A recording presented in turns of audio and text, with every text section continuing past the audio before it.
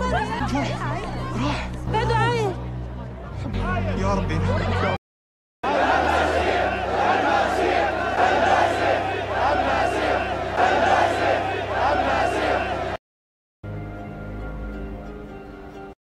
Halo guys, selamat datang kembali di channel alur cerita film favorit kalian, Rekomendasi Film.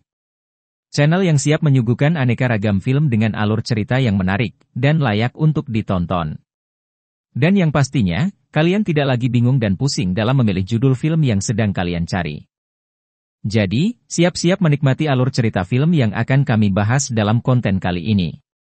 Tapi, jangan lupa untuk like, subscribe, dan nyalakan lonceng notifikasi agar kamu tidak ketinggalan update terbaru dari dunia perfilman.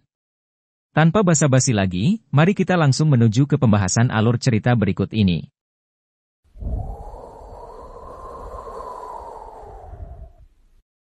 Film yang dirilis Netflix ini menjadi kontroversi bagi penggemar film di dunia maya dan bagi penganut agama. Karena, film seri ini mengisahkan hadirnya sosok yang digadang-gadangkan sebagai Mesias, atau Isa Al-Masih. Namun di satu sisi, sosok satu ini bersikap dan berperilaku layaknya ciri-ciri seorang Dajjal. Bagaimana tidak, sosok misterius ini mampu menunjukkan kehebatannya di tengah konflik Suriah dan pemberontak. Dari tidak makan, tidak minum, dan tidak istirahat selama sebulan di tengah badai pasir yang menerjang, sampai berada di beberapa tempat di saat bersamaan. Bahkan mampu menghidupkan seorang anak yang mati tertembak. Entah itu mukjizat, entah itu sihir, ataupun sulap, yang jelas, kehadirannya ini merupakan salah satu tanda-tanda yang sudah tertuang dalam kitab suci umat Islam. Lalu, bagaimana kisah selengkapnya episode per episode? Mari kita bahas bersama-sama. Episode 1, munculnya sosok misterius. Di awal film, terlihat seorang ibu sedang menenangkan anaknya yang terbangun dari tidur karena mimpi buruk. Sang anak bernama Jibril ini, bermimpi kalau ayahnya mati ditembak oleh pemberontak di depan matanya. Dalam percakapan mereka, Jibril kecil yang belum ikhlas atas kematian ayahnya ini pun, bertanya kepada ibunya.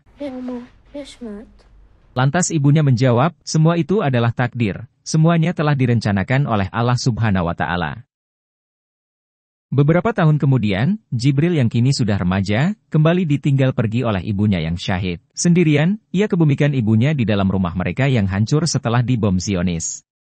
Selepas kejadian tersebut, Jibril keluar dari bangunan yang telah hancur. Ia melihat kerumunan orang di Suriah sedang dijaga ketat oleh tentara Israel. Penduduk Suriah melakukan pemberontakan, karena akses jalan umum telah diblokade oleh militer Israel selama 80 hari. Di tengah keramaian itu, Jibril bertemu dengan temannya bernama Syamel. Kemudian mereka berjalan bersama menyusuri keramaian. Tanpa sengaja, Jibril dan Syamel melihat seorang pria tengah berkhotbah di atas bangunan. Pria itu mengatakan bahwa dirinya adalah utusan Allah. Pria tersebut juga mengkhotbahkan tentang ketakwaan yang sesungguhnya di dalam agama Islam. Namun para penduduk yang juga menyaksikan khotbah itu merasa, sang pria telah salah mengutip kitab. Penduduk pun marah, dan membubarkan khotbah dari sang pria. Sang pria pun membela diri, dengan mengatakan bahwa, dirinya ingin menyelamatkan para penduduk yang sedang sengsara. Di tengah perdebatan antara penduduk dan sang pria misterius itu, tiba-tiba muncul badai pasir raksasa dari arah barat. Penduduk berlarian mencari tempat aman untuk berlindung, tapi anehnya pria misterius itu tetap saja melanjutkan ceramahnya. Badai pasir sangat dahsyat hingga menyapu seluruh barisan tentara Israel yang sedang melakukan konfrontasi di wilayah Suriah. Scan berpindah di tempat lain, yakni Amerika Serikat, di mana seorang agen CIA bernama Eva Geller melihat berita di TV tentang seorang pria yang sedang memimpin rakyat Suriah, berjalan menuju perbatasan Israel. Mengingat ada hubungan erat antara Amerika dan Israel, agen CIA itu tidak tinggal diam. Ia mencurigai sang pria misterius itu akan memprovokasi penduduk Suriah untuk maju ke medan perang melawan tentara Israel. Ribuan penduduk Suriah berbaris dan berjalan kaki mengikuti pria misterius itu, sambil berteriak menyerukan Al-Masih.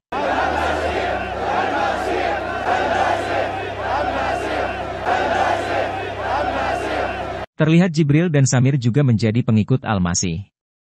Setelah beberapa hari melakukan perjalanan, beberapa para pengikut Al-Masih ini terlihat bahagia saat mengetahui kalau mereka sedang menuju ke perbatasan Israel. Kiranya Al-Masih mau mengajak mereka jihad melawan Zionis Israel. Ada juga beberapa pengikut yang lain curiga, kalau Al-Masih membawa mereka ke jalan kematian, termasuk Jibril.